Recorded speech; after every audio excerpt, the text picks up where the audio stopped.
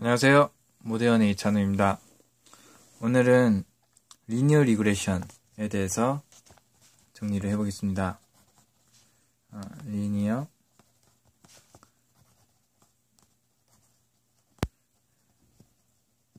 리그레션.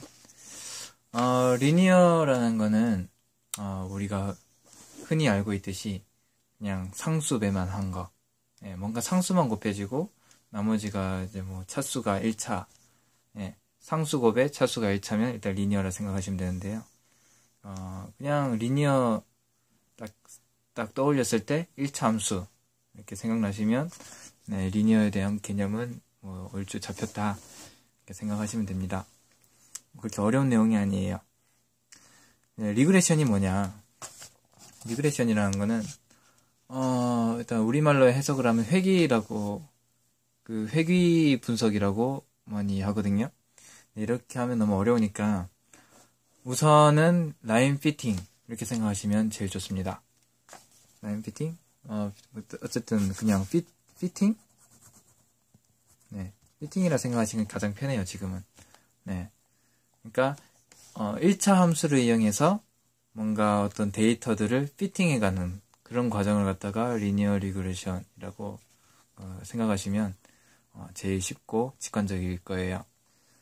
이제부터는 리그레션이라고 말은 하겠지만 그냥 다른 생각으로는 피팅이라고 이해를 하시면 가장 좋을 것 같습니다. 그러면 이거를 어떻게 하냐? 그렇게 말씀드리려고 하는데 일단 정리하기에 앞서 좀 당부를 드릴 말씀이 뭐냐면, 이 리니어 리그레션을 제대로 이해를 하고 딥뉴럴넷을 들어가야 나중에 백프로파게이션이나 뭐 이런 게 나와요. 학습시키는 과정이 나오거든요. 이 학습시키는 과정이 다른 게 아니라 이 리그레션 계속 해가는 과정이라고 생각하시면 돼요. 그만큼 기초가 되는 부분이고 굉장히 중요한 부분입니다. 요게 이렇게 좀 개념이 잘 안 서면 학습이 어떻게 되는지 그 메커니즘 자체를 이해하기 굉장히 힘들어져요. 그러니까 기본이라고 쉽다고 그냥 이렇게 넘기는 것보다는 기본일수록 중요하다는 얘기니까 좀 더 좀 확실하게 곱씹어가지고 알고 넘어가면 굉장히 좋을 것 같습니다. 일단은 리니어라고 했으니까 1차 함수 그려볼게요. 1차 함수 그렸습니다. 이게 리니어 펑션이라고 생각하시면 되는 거고요. 이 1차 함수의 특징은 우선 식을 이렇게 써보면 y는 ax 플러스 b 이런 식 이렇게 함수에 대한 식으로 이렇게 나타낼 수가 있는데요. 여기에는 이런 상수가 하나가 있고요. 여기도 상수가 있어요. 이 두 상수로 인해 가지고 이 그래프의 그 특성이 결정이 되잖아요. 우리 중학교 때 배웠다시피 이게 기울기를 나타내는 거고, 전문의 기울기를 나타내는 거고, 이게 어떤 절편, y 절편을 나타내는 이런 상수인데, 우리는 이 상수에 많은 관심을 가지고 있습니다. 이 상수를 정확히 알게 되면 그 상수로 인해 가지고 직선 하나가 이렇게 정의가 되는 거거든요. 이 상수 튜닝을 어떻게 하냐, 이걸 어떻게 최적화를 해 가냐 하는 게 리니어 리그레션의 핵심입니다. 그러면 이제 요거를 조금 바꿔볼게요. 조금 바꿔가지고 y는 a, b라 하면 완전 다른 상수잖아요. 일단 코세라 강의를 보시면 이거를 세타로 표현하거든요. 이렇게 세타 1, 세타 2로 표현하는데 저는 개인적으로 이게 조금 헷갈렸습니다. 이렇게 하는 것보다는 일단 딥뉴럴넷, 딥러닝을 일단 하시게 될 분들이시니까 바로 그냥 웨이트라는 개념을 여기서 그냥 써보도록 할게요. 웨이트라는 게 다른 의미가 아니고 이게 상수예요, 상수. 그냥 이런 상수입니다. 이렇게 이런 식으로 표현할 수가 있어요. 나중에 이제 이 웨이트를 갖다가 그대로 쓸 거니까 여기 이 식에 익숙해지시면 딥러닝 하시는 분들에게는 굉장히 편안하실 거예요. 이해하기도 편하고요. 자, 요렇게 된 직선을 갖다가 우리가 리그레이션을 해야 되는데, 가장 기본적인 그 리그레이션 방법이라면, 그레디언트 디센트라는 방법이 있습니다. 네, 이게 핵심이라고 보시면 돼요. 딥러닝의 핵심은 결국에는 그레디언트 디센트부터 시작해가지고 그레디언트 디센트로 끝난다고 보셔도 정말 과언이 아닙니다. 네. 요거를 이제 그레디언트 디센트라는 알고리즘을 이용해가지고 해볼 거예요. 자, 그러면 일단은 우리가 피팅할 데이터가 있어야 되잖아요. 지난 시간에 얘기했듯이 우리는 어떤 정보를 학습을 하고 그 정보를 바탕으로 해가지고 선택을 하고 판단을 해요. 이 컴퓨터도 마찬가지입니다. 어떤 데이터 테이블이 있을 거예요. 일단은 데이터에서 가장 많이 다루는 문제 중에 하나가 집값 예측하기, 아니 주가 예측하기, 뭐 이런 게 있거든요. 네, 요즘 부동산 이걸 한번 해보겠습니다. 저희가 우선 뭐 집이 있을 거고요. 네, 우선은 뭐 집의 특징이라고 하면 뭐 집 넓이에 따라 가지고 이제 가격이 많이 달라지잖아요. 네, 집 넓이가 있고 이게 하나의 X가 되는 거고요. 네, 집 값이 있겠죠. 우리는 이 집 넓이를 쭉 보고 이 집 값을 대충 이렇게 눈여겨보고 내가 사고 싶은 집의 값을 내가 예측을 해보는 거예요. 예. 그러면 여러 가지 데이터가 나올 거예요. 뭐 10평짜리부터 시작을 해볼까요? 10평짜리, 그 다음에 15평, 16평, 이렇게 쭉쭉쭉 해가지고 60평까지 이런 데이터를 쭉 모았다고 생각을 합시다. 자, 집값이 10평에 5천부터 시작해볼게요. 집값 이거 10,000원이라고 생각을 하시고요. 그 다음에 여기서는 조금 값이 올라가지고 6,500 이렇게 생각할 수 있겠고, 여기서는 여러 가지가 있겠죠. 이거보다 조금 비싼 거니까 7,200 이렇게 생각을 해볼게요. 이렇게 해가지고 그냥 3억까지 이런 식으로. 예, 이렇게 어떤 부동산을 찾아가거나 아니면 내가 이렇게 쭉쭉 돌아다니면서 집값을 조사해 본 결과 이런 데이터를 얻을 수 있었어요. 그러면 요거를 X축으로 하고 요걸 Y축으로 해가지고 좌표 평면상에 X, Y로 표시를 할 수 있겠죠. 그러면 대충 요런 그래프가 나올 겁니다. 요렇게 되려나요? 이렇게 이런 식으로. 네. 분명히 직선은 아닐 거예요. 네, 직선은 아닌데 어떤 대충 요런 패턴으로 데이터를 딱 비주얼라이제이션 해보는 거죠. 네. 자, 이걸 가지고 예측을 하는 겁니다. 과연 내가 살 집은 26평짜리 집인데, 네. 평이란 단어는 이제 거의 안 쓰니까 제곱미터로 해볼게요. 26평방미터 이렇게 되는 넓이를 가지는 집의 가격을 알고 싶어요. 네. 그러면 요걸 예측하기 가장 메이크 센스한 방법은 요것들이 평균을 내가지고 그다음 그 평균 사이에서 요 26 평방미터에 해당하는 점에 Y값을 읽으면 되겠죠. 예.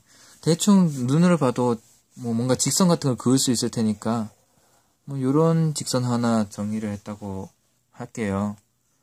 그러면 내가 어떤 넓이를 갖다 넣어도 요 정도 넓이의 가격을 요 정도 가격으로 예측을 할 수가 있겠습니다. 당연히 그렇겠죠. 여기 어쨌든 어떠한 데이터 분포에 입각한 그런 모델이니까요. 네. 이 모델을 갖다가 이제 만들어줘야 되는데, 네. 결국 목적은 이겁니다. 26평방미터, 요 정도. 얘의 가격은 몇일 것이냐. 네.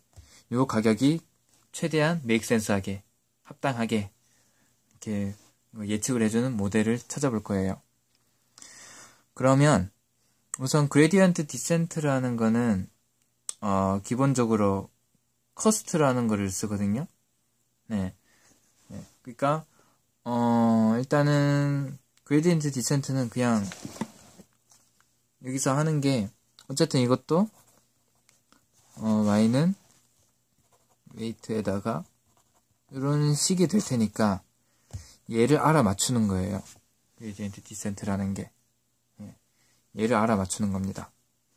그럼 얘를 어떻게 알아맞추냐면 우선은 뭐 사람 눈이 보기에는 이런 데이터들이 있으니까 손을 이렇게 그을 수가 있지만 컴퓨터는 이걸 그냥 이런 데이터를 가지고 있잖아요.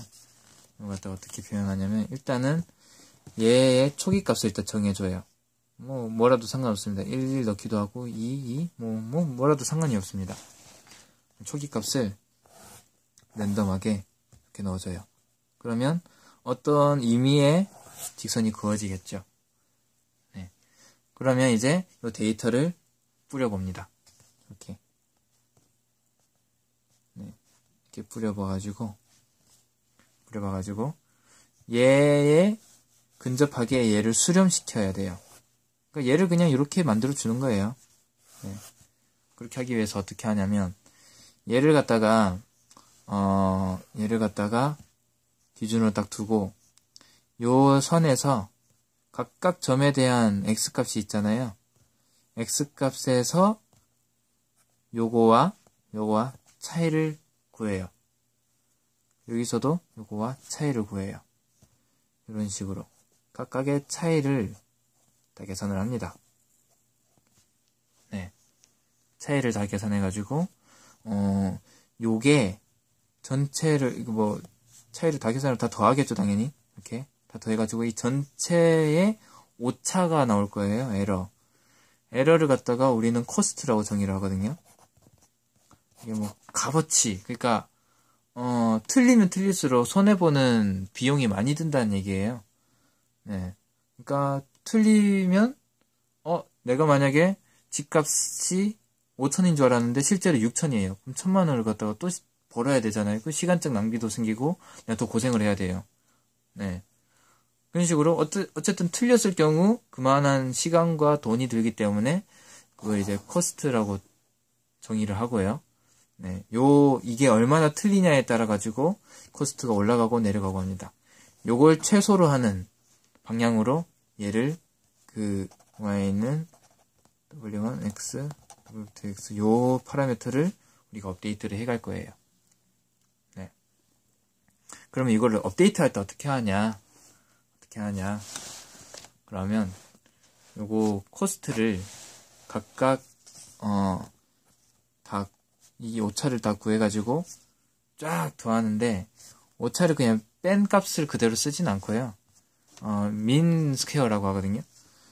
2분의 1 해가지고 이거 전부 다 y 값이 내가 선택한 값이 있고 여기다가 데이터셋에 y 값 요거에 제곱을 해줘서 요거의 평균을 구합니다. 전체 다 더해줘가지고 m 몇 개? m개겠죠? m개를 이렇게 나눠줘가지고 전체의 그 제곱의 평균을 구해요. 네. 요거 자체가 우리가 사용하고자 하는 코스트가 되는 겁니다. 제곱의 평균. 제곱을 왜 쓰는지 나중에 다시 한번 리뷰를 해보도록 하고요. 어쨌든 뭔가 제곱을 평균 횟수를 했으니까 이 코스트를 우리가 알고 있겠죠. 그러면 매 순간마다 이 코스트를 쫙 모아보는 거예요. 그러니까 무슨 뜻이냐 하면 얘의 일단은 쉽게 생각해서 얘를 그냥 임의대로 움직여봐요. 여기를 딱 잡고요. 여기를 딱 잡고 요걸 축으로 해가지고 얘를 삥 돌려보는 겁니다. 그러면 요때 코스트가 있을 거고요. 그다음에 요렇게 하면서 코스트가 조금씩 커지겠죠. 요거를 2차 함수 그래프로 그릴 수가 있어요. 왜냐하면 얘가 기본적으로 2차 함수니까요. 그렇게 되면 얘를 코스트 그래프를 대충 이런 식으로 그릴 수가 있어요. 네. 그러니까 말 그대로 어떤 데이터 하나라도 괜찮아요. 몇 개라도 괜찮고요. 여기 있는 오차들을 다 합쳤을 때 내가 이미 y는 알고 있잖아요. 요거 차이를 다 알고 있으니까 요거 차이를 이렇게 쫙 함수로, 네. 뭐 요걸 변화시키든 지금은 이제 요거만 변화시키는 거죠. 요거에 대해서 요거만 변화시켜가지고 얘를 플러스를 해보면, 이런 식으로 플러스를 해보면 2차 함수가 나온다, 이런 얘기입니다. 중요한 거는 얘를 변화시켜서 얘의 그래프를 그린 게 요 코스트 펑션 요 그래프란 얘기예요. 네, 그럼 요쪽은 뭐 웨이트가 되겠죠. 지금은 웨이트 1만 이렇게 W1만 이렇게 움직였으니까 요거에 대한 함수 그려봤습니다. 네, W1에 대해서 얘가 2차 함수 이렇게 이해하시면 되겠고요. 그러면 W1이 거의 무한대일 때는 뭐 거의 이렇게 되겠죠. 그럼 코스트도 거의 무한대가 될 거예요. 여기서 거리가 계속 늘어나니까. 그래서 뭐 무한대로 갈수록 무한대로 쭉 올라가는 형태가 될 거고요. 얘가 무한대에서 조금씩 이렇게 내려올수록 점점 코스트가 작아져요. 대신 0은 안 됩니다. 왜냐? 얘가 완전한 이 선상 위에 있기는 거의 불가능하기 때문에, 데이터들이 어떻게든 랜덤한 특성을 지니기 때문에 0이 되긴 힘들어요. 0이 된다고 하면 굳이 라인 피팅을 할 필요가 없죠. 네. 어쨌든 근사값을 찾는 거니까. 그렇게 해가지고 요거를 이렇게 쫙 그 데이터를 쫙 모아가지고 플러스를 해보면 이렇게 되는데, 여기서 이제 우리가 찾아야 할 점은 요때 W1이 얼마냐라는 겁니다. 네. 이게 코스트가 되는 거고요. 이게 웨이트가 되는 거니까, 네. 코스트를 딱 분석을 했을 때 웨이트가 여기 딱 와야 되는데 여기에 어디냐. 네. 가장 쉬운 방법이 있습니다. 코스트를 미분했을 때 제로가 되는 점을 이제 웨이트라고 보면 되는 거죠. 네. 거기가 최소점의 확률이, 뭐 최소점이겠죠, 당연히. 수학적으로 그냥 요 점을 찾게 되면 어쨌든 코스트가 최소점, 그냥 이 함수의 그 최소점에 있는 그 값을 찾게 되는 거니까, 네. 거기서의 웨이트를 우리가 읽어오면 되는 겁니다. 그러면 기본적으로 코스트 함수를 뭐 어떻게 표현을 할까요? 여러 가지가 있겠지만 C라고 할게요. FC를 갖다가 미분을 하죠. 이렇게 미분 기호 써가지고 미분을 해줍니다. 얘가 어쨌든 얘를 변화시켜가지고 나온 그래프니까 정리역이 이거 되니까 요거에 대해서 미분을 해주면 요 그래프의 기울기가 나오는 거는 당연한 사실입니다. 네. 이게 0인 점을 찾아가는 거예요. 이렇게. 자, 근데 한 번에 이걸 알기 힘들어요. 사실은. 왜냐면 지금 우리가 볼 때는 이렇게 그래가지고 그냥 요거대로 미분하면 되지 않을까? 이렇게 생각을 할 수가 있는데, 그렇게 하려면 기본적으로 이 그래프를 우리가 볼 수가 있어야 되고, 코스트 펑션을 갖다가 알아야 돼요. 요거에 정사형된. 그러니까, 웨이트가 요거밖에 없을 보장이 없어요. 막 이렇게 여러 가지 클래시파이가 작동을 한다고 하면, 클래스상에 뭐 여러 가지 선이 이렇게 그어지겠죠, 이렇게. 그럼 이거 전부 다 요거에 대해서, 또 요거에 대해서 다 이렇게 프로젝션을 시켜가지고, 이거 다 일일이 구할 수는 없는 거예요. 네. 그렇기 때문에, 추정값을 찾아갑니다. 어떻게 추정을 해가지고, 그거를 계속 업데이트 시키면서, 점점 가까워지네, 이렇게 해서 거의 근사값 왔을 때, 여기야. 이렇게 해가지고 업데이트를 시켜주는 그런 방법을 사용합니다. 그게 바로 그레디언트 디센트예요. 네. 얘 정보를 이용합니다. 우선 초기값을 잡아준다고 했잖아요. 얘를 갖다가 이미 3이라는 값을 잡아줬다고 하면 3에서 이런 값을 우리가 정의를 할 수가 있습니다. 이때 코스트가 나오겠죠.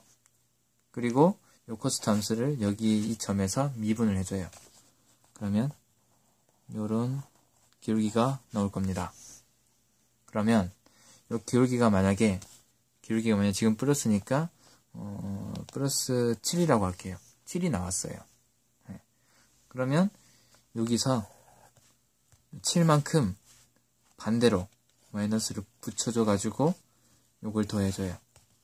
마이너스 그냥 빼준다는 얘기예요. 결국에는 마이너스 붙여가지고 더해주는 거니까 7만큼 가는 거예요. 여기가 좀 많이 잡았네요. 어쨌든 7만큼 가가지고 이만큼 갔다고 할게요. 여기까지 왔습니다.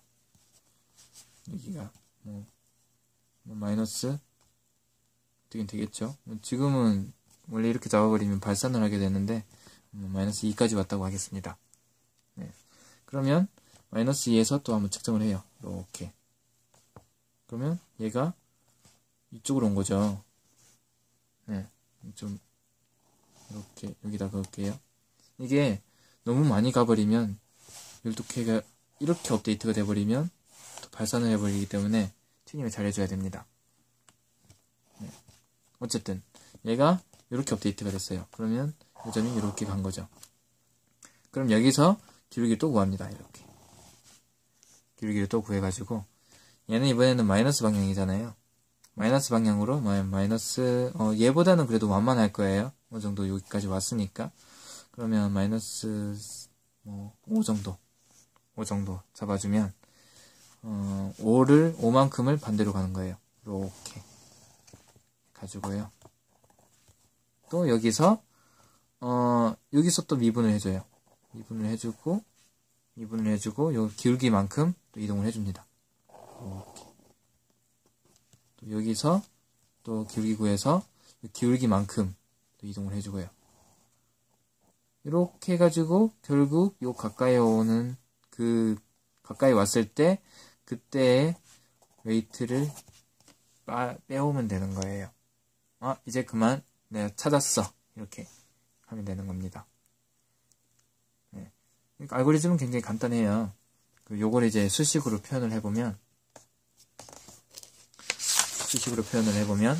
어떤 웨이트가 있어요. 내가 알고 싶은 웨이트가 있어요. 이렇게 웨이트에다가 프로그래밍에서는 는 이퀄 연산자가 대입 연산자거든요.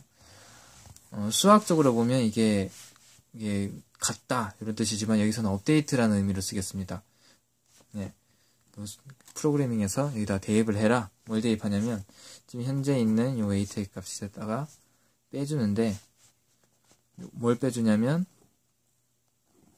웨이트에 대해서 변하는 것만 빼주면 되는 거예요. 아까는 D였는데 왜 여기서는 라운드를 썼냐면 D라는 거는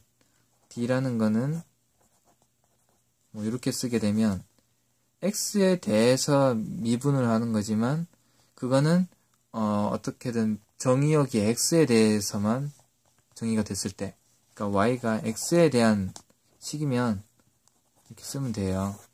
근데 얘가 만약에 Y는 AX 플러스 A2, A1, A2 X 말고 다른 G가 들어갔다거나 또 A3 파이 이런 게 들어갔다. 이렇게 되면 이거 많잖아요. 그래서 편미분 해라. 여기서 X에 대해서 편미분을 해가지고 답을 구하면 이거는 결국 A1이 남겠죠. 요 중에서 요거에 대해서만 편미분을 해라. 이런 의미로 라운드를 사용합니다. 웨이트 2도 있겠죠. 웨이트 2에다가 웨이트 2에서 마이너스 해가지고 2에 대해서 미분한 걸 갖다가 업데이트 해라. 쓸 수가 있습니다. 여기가 누구의 자리일까요? 여기 들어가는 게 우리가 러닝 레이트라는 건데 러닝 레이트 같은 경우에는 아까 보셨다시피 어떻게 보면 스케일링이라고 하면 맞을까요? 스케일링이라고 해도 되고 아니면 어떻게든 스케일 팩터라고 생각하시면 돼요. 그러니까 얘가 아까 여기서 3이었고 이게 기울기가 7이 나와버리면 3에서 마이너스 4까지 가야 되잖아요. 그럼 이렇게 가야 돼요. 그런데 내가 스케일 러닝 레이트를 0.1을 줬어요. 0.1을 주게 되면 무슨 현상이 일어나냐면 얘 곱한 값을 이동을 시켜라 라는 얘기가 됩니다. 그럼 여기서 0.7만 이동하게 되는 거예요. 그럼 여기서 3에서 3 빼기 0.7을 하게 되면 2.3. 그럼 얘는 2.3만큼만 이렇게 이동을 하게 됩니다. 그리고 여기서 또 그래가지고 0.1을 곱한 어떤 값 같이 가고 또 가고 이런 식으로. 네. 요거를 튜닝을 잘 해가지고 얘가 발산하는 거를 좀 안쪽으로 오게 할 수가 있고, 너무 느린 걸 갖다가 좀 요거를 좀 키워가지고 더 많이 가게, 이렇게 조금 더 가도 되니까 더 많이 가게 세팅을 할 수도 있는 겁니다. 네. 그런 역할을 하는 녀석이에요. 그래서 상수 알파를 씁니다. 네. 이 러닝 레이스를 세팅을 해주고, 그 다음에 이제 초기값 정해주고, 이 초기값에서 계속 요거를 해주는 거예요. 이렇게 되면서 계속해서 여기 데이터가 이렇게 있으면 초기값 여기 잡힌 요 그래프에서 만약에 요거만 여기서 웨이트 1만 업데이트를 시킨다고 하면 여기 딱 기울기만 변하겠죠. 얘를 갖다가 기울기만 계속 코스트를 읽어가면서 코스트를 계속 계산해가면서 계속 업데이트를 해갑니다. 기울기가 점점 줄어들게 이렇게 코스트가 최소화되는 방향으로 이렇게. 그리고 얘도 이제 업데이트를 할 거 아니에요. 얘도 식을 써놓을까요? 웨이트 1 x 플러스 웨이트 2. 얘를 이제 업데이트 시키게 되면 여기 코스트가 최소화가 되게 얘가 움직일 거 아니에요. 이 아래로 이렇게. 얘도 이렇게 피팅을 해주는 겁니다. 이렇게 안쪽으로. 네. 이게 동시에 진행되는 거예요. 네. 기울기 보정이랑 요거 이제 우리는 딥러닝에서는 바이어스라고 하는데, 바이어스 업데이트랑 같이 동시에 진행이 되면서 코스트가 최소화가 되는 방향으로, 요거 오차가 되는 방향으로 라인이 피팅해 갑니다. 이게 최적화된 피팅 라인에서는 거의 코스트가 여기서 여기 근접하게 되는, 네, 최종 수렴점이 되는 거예요. 네, 여기까지 일단은 좀 빠르게 그레디언트 디센트에 대해서 정리를 해봤는데요. 이게 여기서 나오는 그 업데이트란 개념 굉장히 중요합니다. 네, 알파가 러닝 레이스라는 거, 요거를 좀 염두에 두셔가지고 러닝 레이스를 조정을 하면 얘가 어떻게 수렴을 할까, 요거를 조금 머릿속에 좀 그려지시게 되면 어느 정도 요 그레디언트 디센트에 대해서는 이해를 했다고 보시면 되는 거고요. 어쨌든 그 기울기를 통해 가지고 일단은 그 기울기가 코스트가 웨이트에 따라 변하는, 네, 웨이트에 대한 기울기입니다. 그거만 잘 이해하시면 이제 그레디언트 디센트에 대해서는 크게 어려운 게 없습니다. 네, 여기까지 그레디언트 디센트에 대해서 알아봤고요. 다음 동영상에서는 로지스틱 리그레션에 대해서 간략적으로 알아보도록 하겠습니다. 거기에도 그레디언트 디센트가 똑같이 쓰여요. 네, 약간 이제 직선 피팅이 아니라 이제 시그모이드 함수를 이제 피팅 시키는데 거의 원리는 동일합니다. 그러니까 요거 잘 공부해 보시고 어느 정도 이 그레디언트 디센트에 대해서 머릿속에서 뭔가 학습하는 과정, 피팅해 가는 과정이 딱 그려질 때까지 연습을 해주셨으면 좋겠어요. 네, 여기까지 정리를 해봤고요. 다음 동영상에서 뵙도록 하겠습니다. 이상입니다.